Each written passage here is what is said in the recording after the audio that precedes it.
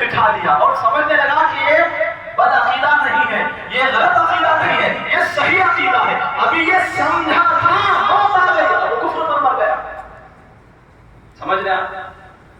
تو ایمان کی فکر کیوں نہیں کرنی چاہے؟ ایسے فتنوں کا دور اب ہے. حضور فرما رہے صبح مومن ہوگا تو شام کو کافر، شام میں مومن ہوگا تو صبح کو کافر.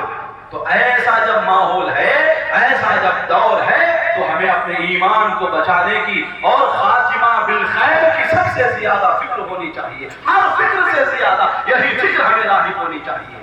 آج ہمیں فکر کیا ہے؟ وہ بھی حاصل کر لینا، وہ پراپرٹی بھی خرید لینا، وہ دکان بھی لوٹ لینا، وہ گھر بھی تباہ کر دینا، وہ بھی قبرستان کا گڑھا تیار کر لینا. حال یہی اسی مادی چیزوں کی محبتوں اور مادی چیزوں کو حاصل کرنے کی فکر میں ہم زندگی گزار رہے ہیں. لیکن سب سے بڑا خزانہ، سب سے بڑی دولت ہے ایمان، جو بن مانگے اللہ نے ہمیں دے دی ہے. لیکن سب سے بڑی یہ دولت ایمان جتنی زیادہ عظمت والی ہے، اتنی ہی زیادہ اس کی عظمتوں سے ہم غافل ہیں.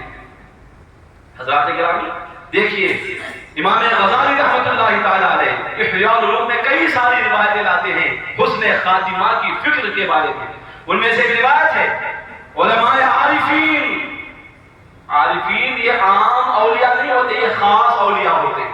اللہ والے آپ بولیے، خاص اللہ والے. وہ فرماتے ہیں لو كانت الشهادة عند الباب، لو كانت الشهادة عند الباب والموت على الإسلام على باب الحجرة لاخترت الموت على الإسلام لأني لا أدري ما يعرض لقلبي بين باب الحجرة وباب الدار. کیا فرماتے ہیں؟ اگر شہادت کی موت سمجھتے ہیں اللہ کے راستے میں شہید ہو جانا کتنی بڑی دولت ہے. اللہ کے راستے میں شہادت نصیب ہونا ایک بہت بڑا اعزاز اور بہت بڑا شرف ہے. لیکن عارفین یہ فرماتے ہیں، اللہ والے یہ فرماتے ہیں کہ اگر شہادت کی موت مجھے میرے گھر کے مین دروازے پر، صدر دروازہ جسے کہتے ہیں، مین گیٹ جسے کہتے ہیں انگلش میں، صدر دروازہ، اگر شہادت کی موت مجھے میرے گھر کے صدر دروازے پر مل رہی ہو اور اسلام پر موت مجھے میرے کمرے کے دروازے پر مل رہی ہو. کیا ہے؟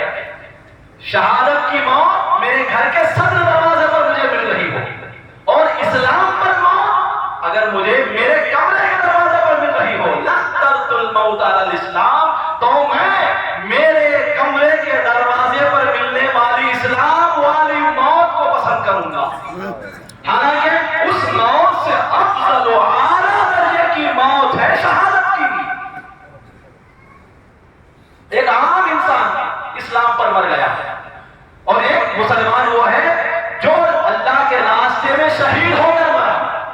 تو دونوں میں افضل کون؟ شہید جو ہوگا وہ افضل والا.